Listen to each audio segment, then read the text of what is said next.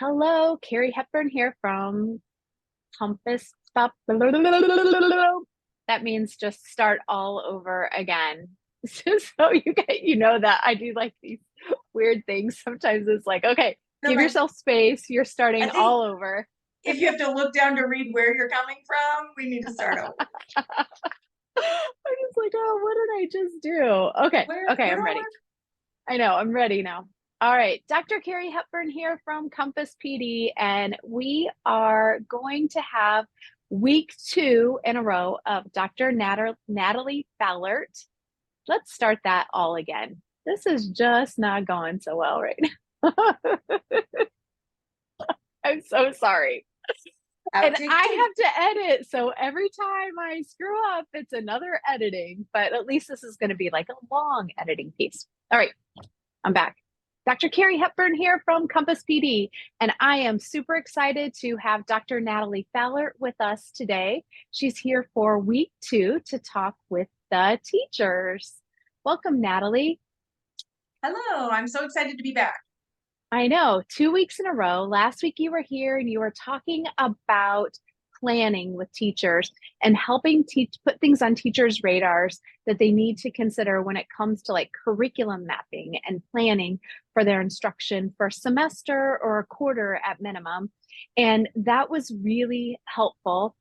We knew the importance of talking about hitting routines, but putting all of that in one podcast just seemed like it was going to be too much. So when we were chatting, it was like, let's do two. I agree because So it can be overwhelming, and there are lots of spider webs that can come off of both of these topics.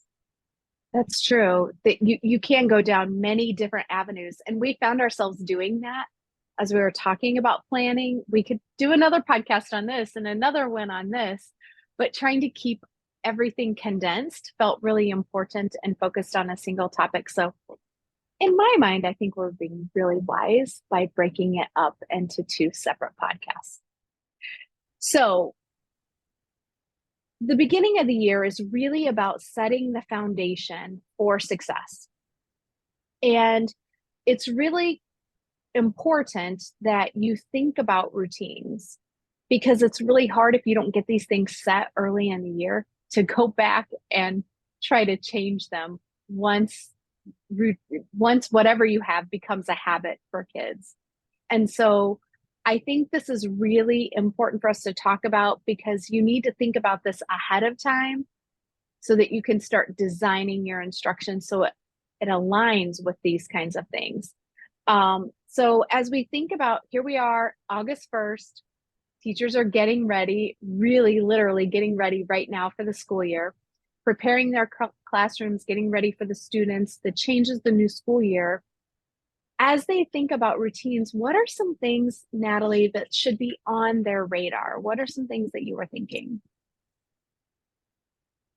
So I do want to touch on something that you just said, and that was that breaking those bad habits, and Mm-hmm. that it's so much easier to start routines at the beginning of the year, and it is 100%. Mm-hmm. However, we know how podcasts work, and you could not come across this podcast until December, and it is True. never too late to start a new routine. If Yes.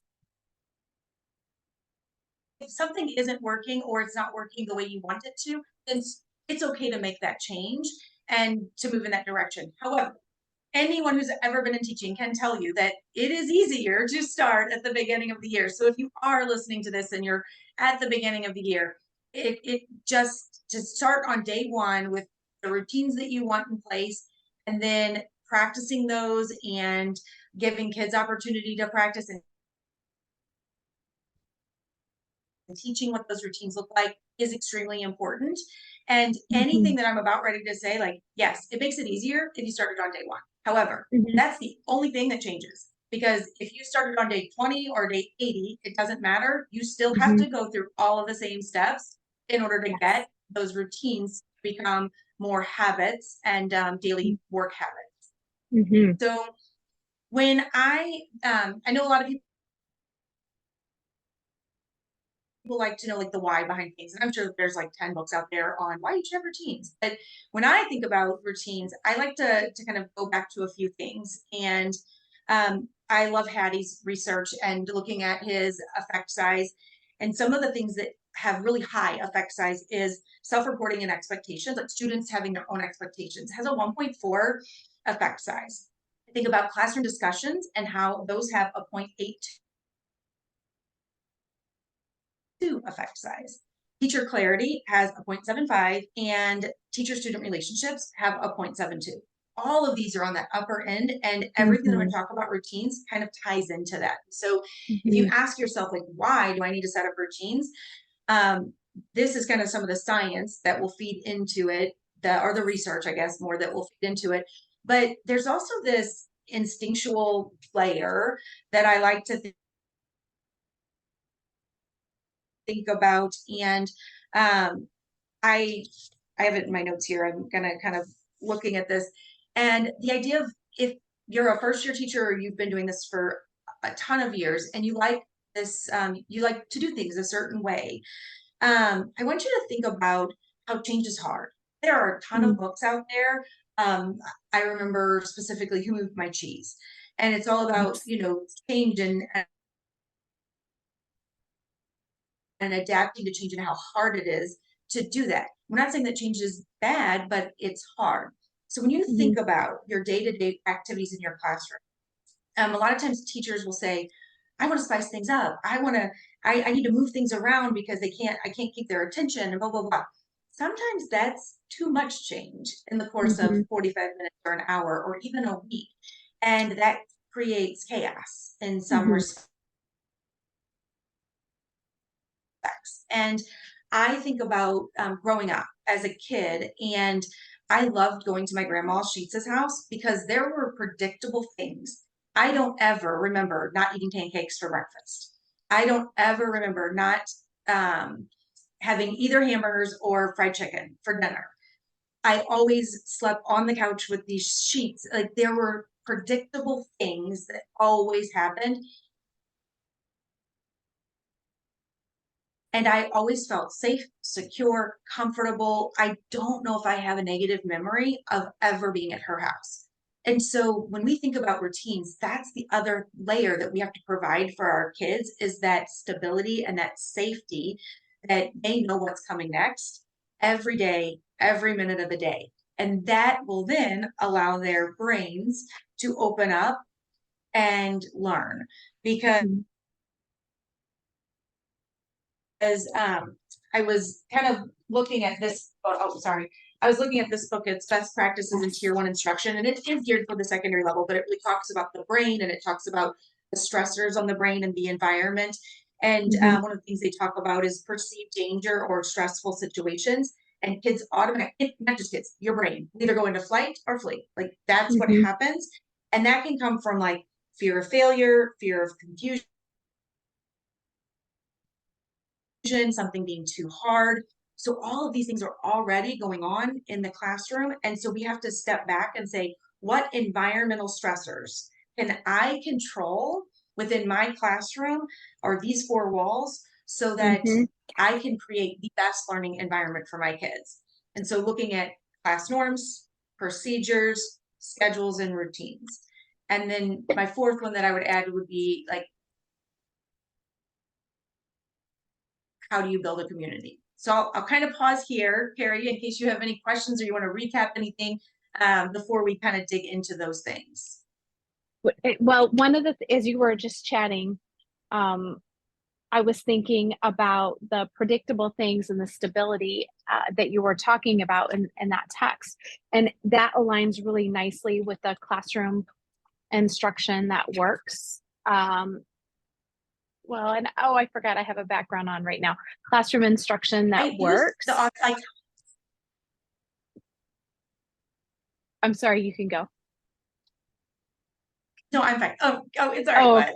Okay. So I was thinking about classroom instruction that works. And then the second edition, it talks about creating that safe space for learning. And so everything that you do in the beginning of the work for your classroom is getting those structures, those routines, those predictable things in place so that students can get into the deep work of learning and feel safe doing that. Something that I think about that in elementary, as I think about this, is creating that again and again as teachers go through different contents. So you were chatting for just a little bit about doing this, for an hour or a 42-minute period, depending. But in elementary, you can do that same predictable routine in reading, writing, math, science, social studies, creating that same structure. So even though the content's changed, the routine is the same. And I think what would be beautiful would be to see that in an entire school when we look at secondary, especially from course to course to course. I think that could be really interesting work too. And I love that you mentioned that, because at that elementary level, depending on how your school is set up, but most schools are set up where an elementary teacher teaches all of the subject areas, and Mm-hmm. they can set up those routines. But sometimes I think that just human nature is like, oh, I'm going to change things for math, or oh, I'm Yeah. going to change things. And it's like, Yeah. no, math is changing. It changed from math to reading, so keep the structure Yeah. the same The so same. that they have something to hold on to. And something that a lot of times in secondary,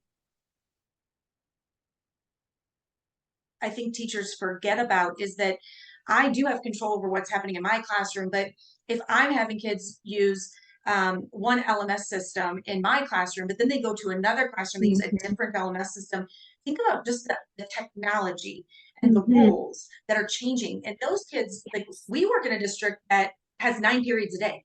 That is Yep. 9 adult expectations Yes. that are probably not aligned across the thing. So Mm-hmm.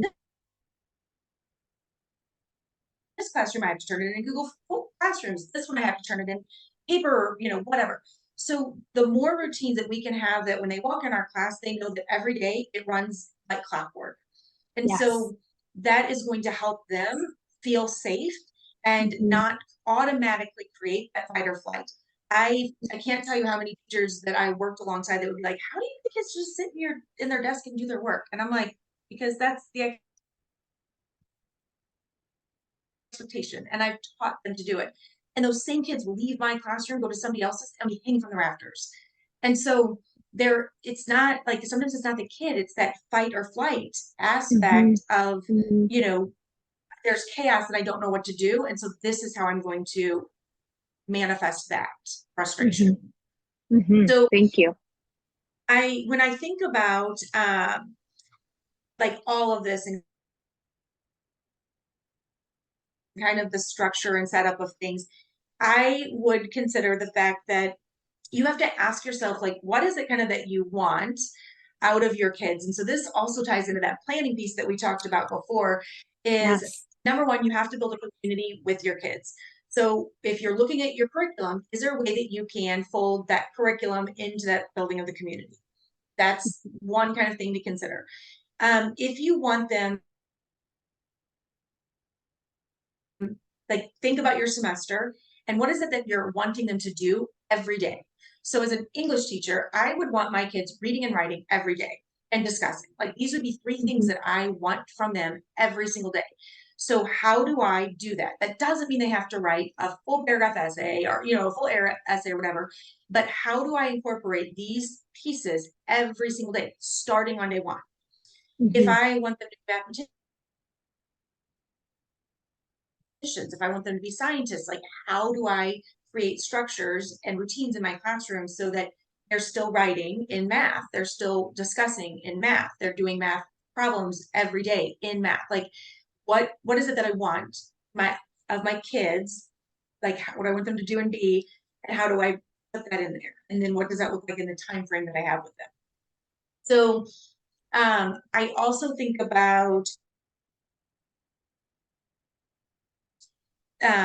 when I'm setting up those routines, I am a huge advocate of the workshop model, whether you are in a reading, a writing, a math, a science class. And if you don't understand the workshop model, think about, if you have kids for 45 minutes, then think of it as a pie, and you're going to teach for anywhere between 10 and 15 minutes. And then you're just going to let them independently work for X amount of time, and in the last 5 minutes, you're going to review, share, recap, whatever. So you, out of that 45 minutes, you get 25 minutes, and 20 minutes, and your kids get 25 minutes to work independently, whatever that looks like. And so I would highly suggest that you try to work on this model because your kids are doing the work. And when I think about what that looks like, even in a math classroom. So being the mom of 14-year-old boys who will bring home math and they're doing all this properties work, I don't know how to help you. And as a high school English teacher, I can't tell you how many times kids come back or I hear other people say, who did this work? Who wrote this essay? Well, if they're writing the essay in class in front of you, then they're writing it. You get to see them do it. If they're doing the math problems in front of you, you get to walk around and see the patterns and the mistakes that they're making, and either then step back and reteach whole group because everybody's making the same mistake, or pull in small groups because these 3 kids are making the same mistake. But if they're doing the work at home, you can't do this. Like you can't see this. All you see is what they bring in. So we get a lot of teachers who say they don't turn their work in, they don't do it. Maybe we don't know why they're not doing it at home. But if they're sitting in my class and I've got this 25 minutes set up to do this, how do I get them there? So that is, to me, that is a routine that you want to set up in your classroom. So you then might ask the question of, well, how do I get them to work for that 25 minutes? So that will kind of lead us into another conversation. But I didn't, I want to pause also so that if Carrie has any questions, you can ask. Well, it's not necessarily a question right now, but I think I was thinking about the new classroom instruction that works book, and it talking about the latest research on the attention span of adults and then of students, and their attention span is 10 minutes if we're lucky, mostly around 8. And so when you talk about the workshop model, it's aligning with the science that's coming out that's telling us the amount of information that we can take in is a short period of time. And then application needs to happen right after that. And so this is aligning beautifully with the science that's coming out regarding the brain and how it learns. So, and we are big fans of the workshop model because we see the impact that it makes and that it works. So I was happy to see that we had science and research behind it. And maybe that's a whole other podcast of, how do I do this? Like, what does this look like? So that's a whole other thing. But I, kind of getting back into that routines, this is what I would consider like a predictable problem in a sense. So I know you were going to ask me this question, Carrie, so I'm just going to start with it. And that is like, okay, if I'm wanting kids to do something, whatever that is, let's say that they're working for those 25 minutes, how do I get them to do it? Because they might say they won't do it, or they won't spend the time doing it, or they just sit there and do nothing, whatever.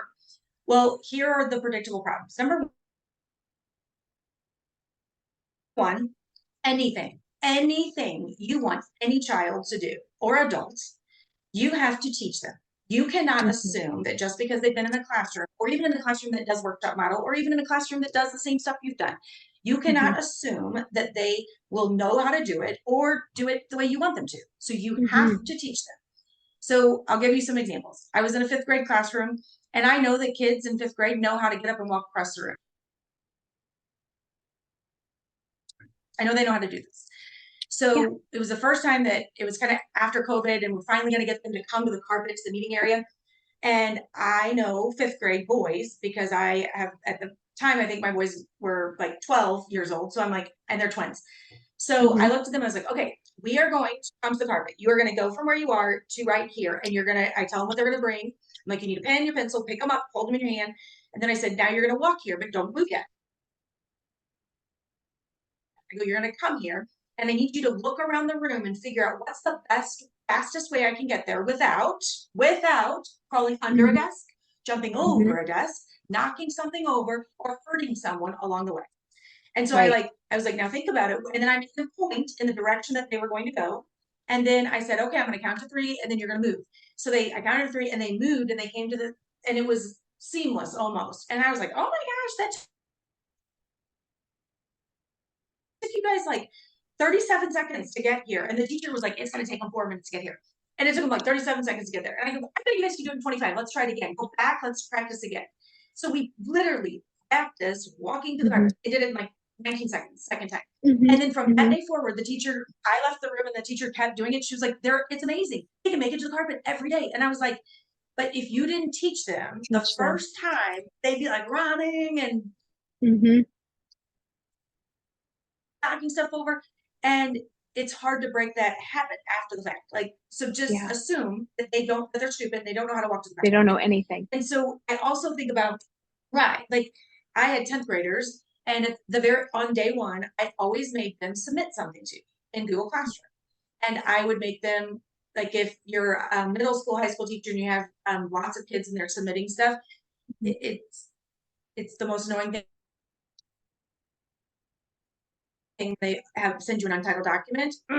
So I had a system, and it was like, you always put a 2 because that second hour, a space. Yes, I gave them a particular assignment name and then their last name, so that when it's sorted in my box, it sorted to that and then their last name, and all that group of kids were together. So I told them, this is why I'm doing it this way. This is why it needs to look this way on my end. So I gave them the why, but I would make them do it. And every kid, and I'd have it up on the board so they could see when a kid submitted, and they could see how it fell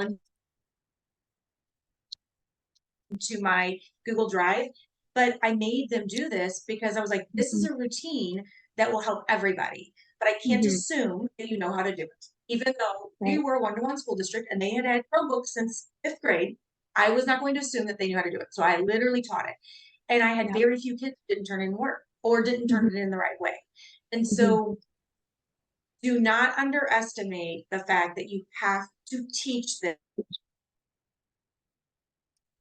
them anything you want. Like if you have a supply box and one kid's supposed to go get it, make them practice going and getting it, bringing it back.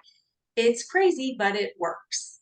And it seems redundant, but it's not. You cannot assume that they know anything. And if you want them to do it a particular way, then teach them that way. That reminds me of some work that I had done last year in a freshman classroom, just teaching about turn and talk. And the teacher, I remember, was like, oh, the kids know how to turn and talk. And they didn't. And it was like February. And so I explicitly taught the students, you stop, you look at each other, your partner in the eye, you nod your head up and down. You're not looking, your phone is put away. It's rude. Like we had talked through every single thing. You wait until they finish speaking, and then you're able to acknowledge or ask further questions, just like teaching them how to have a conversation that went back and forth. And I think I want to throw one little tip in there. If you're teaching something like that you want to use in academics, start with something that's kind of fun, that's not requiring academic work around it. So, and I'm sure like your first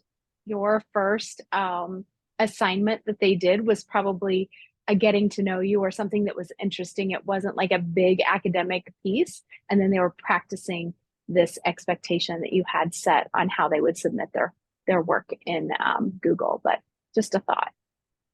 Exactly. And I love that, the turn and talk is another example, because if that's a routine that you want set up in your classroom, teach your kids. And so I think about like that very first week, how can you start folding in these routines that you're wanting kids to do? Like, I want you to read, I want you to write, I want you to discuss. How do you fold those in? You can't teach them all in one day because they can't hold that many cards at once. So it's like, all right, on Monday, I'm going to give them the opportunity to read something, write a 1-sentence response on it, and discuss, but just maybe that day just practicing that to see, gauging where are my students, so that then on day 2, you can say, hey, let me show you what reading looks like in this class. And then they could still practice the other 2, but you've given them some direct instruction on how you want that reading to look. So now you're giving them, when we think about what are they doing in that 25 minutes, well, you're showing them what reading looks like and then giving them time to practice. And then you're going to go and show them what writing looks. And you can't expect them to write 5 paragraphs in the first day. Just start out simple and say, you only can write 1 sentence. Like even make it short. You can only write 1 sentence. That's all you can do. Or You only get to talk for 30 seconds. And, you know, just starting those routines, but that's also going to build that community within your classroom so that they become reliant on each other and not just on you. And it's Mm-hmm. not them, you know, if you want them to do self feedback and peer feedback, you're going to Mm-hmm. build that community through those routines as well. So I do know that the you know, that idea of like giving them time to practice things daily is super important, but also the teaching of the workshop model. Like if you're going to do the workshop model, explain to them, say, this is what's going to happen in the first 10 minutes. I'm going to teach a lesson. This is what I'm doing. This is what you're doing. Then in these Mm-hmm. 25 minutes, it's independent work time. This is what you're doing. This is what I'm doing. And then these last 5 minutes, this is what I'm doing. This is what you're doing. And you have to decide what that looks like. Again, that could be a whole nother workshop or Yes. a whole nother podcast, but even just teaching the structure of your classroom is going to be important. Mm-hmm. The two things, well, I have two more things that I want to talk about. I don't know how much time we have, so I can go Think we're fairly good. quick. Okay. So if I were to give you any advice for starting out, like before school starts, thinking about what does a class period look like for me? What do I want it to look like? And kind of mapping that out. Like if I have 45 minutes, where do I want to spend my time? My professional and parenting advice to you is out of all that time, your kids need to be doing most of the work. So Mm-hmm. that's just my little tidbit. Mm-hmm. Then looking back and saying, what does a full week look like? Because I know a lot of Mm-hmm. the times will like I've been in classrooms that I highly recommend this, that every day looks exactly the same. That's awesome for kids. That stability is awesome. There are some that are like, this doesn't really work. I don't like this. So they decide that the first 4 days, Monday through Thursday, look this way, and Friday is always a explore day or something. That's fine. Mm-hmm. As long as there is Mm-hmm. a stable, like we know that every Monday, Tuesday, Wednesday looks like this, Thursday, Friday looks like this. But be cautious of too much change because their little Yeah. brains, they just can't handle it. Like we can't Mm-hmm. handle it when our schedules change drastically. Right. Then thinking about like how will I teach routines over the first 1 to 2 weeks? So these routines that I'm wanting to see run smoothly every day, how am I going to fold them in over the first 1 to 2 weeks? Is it going to be some fun activities or fun prompts, or is it am I going to try to align it curricularly with my content? Mm-hmm. Um, then how can I integrate my like curriculum into these teachings? Like, how can I fold it in somewhere along the line? Because we don't want to miss, especially the higher up you get, you don't want to miss 2 full weeks of content. So Yeah. how can I fold it in there? Yeah. And how will I also scaffold or use like a gradual release to where if you want them to be writing every day in your class, you might start with one sentence, or even just bulleted list day one. Mm-hmm. Turn those bulleted lists into a sentence day two. How will you get them to read more, write more, talk more? Because you cannot expect them to talk for 15 minutes and sustain a conversation with each other. So what does that scaffold look like? So those would Mm-hmm. be things to kind of just be jotting down before school.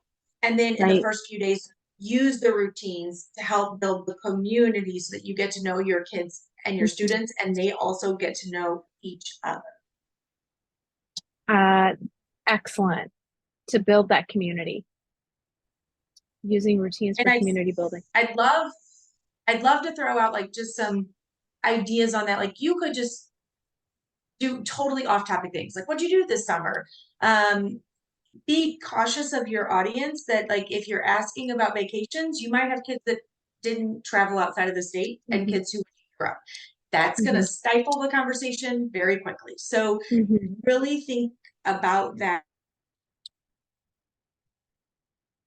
equity piece, especially Mm-hmm. when you're building that beginning of the year culture at the very beginning.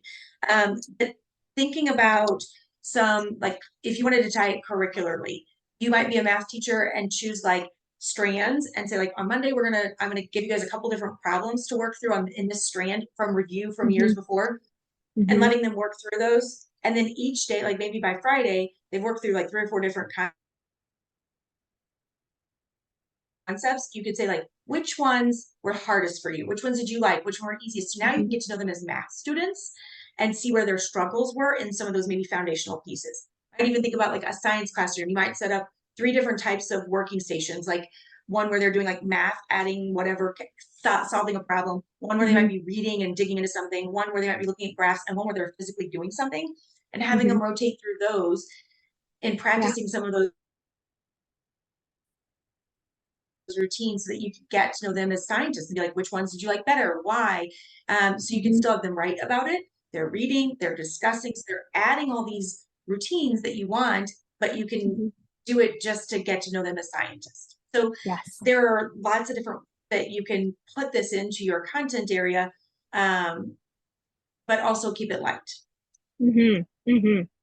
Something as you've been chatting, I was thinking I want to throw in an elementary lens regarding those routines that we're teaching. And something that is a little bit different and unique in elementary is that we have a lot of different supplies that are required for different content areas. And so students need to be able to gather those supplies. They need to know how to get the supplies and how to return the supplies so that you can keep your classroom in good working order. And so thinking about mapping out what your classroom is like ahead of time, like drawing just a little map. Where's your classroom library going to go? Where are you going to have your writing center that has all of the things for editing and revision work? Where are you going to have the supplies for math? Because you need base 10 blocks, you need freeze strips, you need all of these different things for hands-on activities during math, and the same for science. And then I'm sure you're going to have, some people still have textbooks, they have things like that. So you will have to explicitly teach those routines, how to gather their supplies, and then how to return their supplies. And that takes a lot of time. So know that you need to have that built in some of your instruction as well. And know that all of these things that Natalie's talking about and that I'm talking about, there's like a time during the year where everyone just kind of loses their mind and they forget all the things that they have been doing for like a couple of months. Like it'll happen around the holidays, or it'll happen after a break or right before a break. And you're like, what is going on? And you have to go back and reteach. Just a brief reminder, it goes a lot faster. It doesn't mean that you failed or that they're failing, but know that it's going to happen. So just be ready for it. It's not about perfection in the beginning. I have to be reminded to eat healthy and go get my workout in when I'm tired or stressed. And the same thing will happen with your students. And even when you mentioned that in an elementary classroom, organizing your and mapping out your class, I think about like science and art classrooms. They are like they have so many procedures and so many supplies that this would be beneficial for them as well. I think the higher up you get in English, math, and social studies, it's a little bit different, but Yes. you know, we still like our colored pencils, and they get thrown across the room if you don't teach them how to put them in properly. Oh, So I also wanted to just kind of throw out some resources that I find helpful if you're wanting kids to like write in your classroom, but you're like, I'm not a English, I don't teach English, I teach math. I love this book, The Writing Revolution. You don't have to read it cover to cover, but they do have like content specific suggestions on how you can get kids writing about math or writing about, and they're very simple. And it's something you can go through here and say, I'm going to choose 2 math routines, and that's it. And that's what I'm going to teach all year long. And that's how I'm going to get my kids to write about math. Or they have them for science, they have them for social studies, different ways that you can word questions or get kids like thought prompts or whatever for them to write about a particular topic. So I highly recommend this. And then I really like these 2 books, and it is Academic Conversations, and it's the same book, but one's for elementary, one's for middle school, high school. The darker one's for middle school, high school. This elementary one, I would use it in the middle school and high school, especially if you've never done Academic Conversations. Start here, because again, don't assume that they know how to do do it. But one of the things in here that Carrie touched on earlier was they talk about turn and talk, and there's what they do. And we did this with a group. I did this with a group of teachers, and we modeled for them bad conversations. And so I had a teacher volunteer to come up and sit and talk to me, and our prompt was to like talk about this book, and we both just like got off topic and I didn't tell him to do this. Like I kind of led the conversation to go off topic, and like we were leaning back in our chair, and then we started gossiping, and then we had the whole group say, what did you notice about this conversation? And they were like, well, you were doing this, you were off topic. Like they're telling us all these terrible things we're doing as conversationals. Then we switched and we said, let's do this again. And we both went and got our books because we were supposed to talk about our books. We both went and got our books and our materials, and we started the conversation, and we started talking about these books, and we stayed on task. And then we said, now what was the difference between these two? So we modeled what a good academic conversation was. And then they took that back into their classrooms and modeled it with their students. And they were like, that was a game changer, because our kids, we were able to go back to that and say, remember that demonstration where you watched and we talked about what was good? What are you doing good? What are you? And then they could become self-reflective, they could set goals because they were part of that. So it literally starts that basic and simple, but then it gets into much higher level academic conversations. So those are two texts that I think help with how do I start integrating some of this. I'll throw one more out there, and it's the developing readers in the academic disciplines. You can turn to your section, just science or just social studies, and it's more on that reading side. Like, how do I teach kids how to read science books, or how do I teach kids how to read social studies books? So if that's something that you're a routine that you're wanting them to be doing on a daily basis is reading, writing, or discussing, those are 3 great resources that you can pull one strategy and try it all year long. Great. Great. Thank you for those texts. I know that we use that developing readers in academic disciplines. I'm looking up at all of my books, like, hold it.